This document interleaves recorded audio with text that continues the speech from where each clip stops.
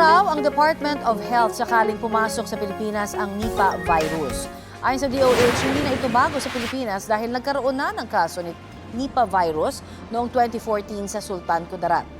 Mula noon ay hindi na raw ito muling na-detect sa bansa. Sa West Bengal sa India, may 5 kumpirmadong kaso ngayon ng nasabing sakit na posibleng magdulot ng pamamaga ng utak. Ayon sa World Health Organization, karaniwan ay nanggagaling ang Nipah virus sa paniki pero posible ring mahawa ang iba pang hayop tulad ng baboy at kabayo. Posible raw mahawa ang tao kapag lumapit sa hayop na infected, pati kapag kumain ng pagkain na kinagatan ng infected na hayop. Patuloy na nakabantay ang DOH sa pamamagitan ng Epidemiology Bureau. Makakaiwas po tayo sa Nipah virus sa pamamagitan ng pag-iwas sa mga paniki o iba pang hayop na may sakit.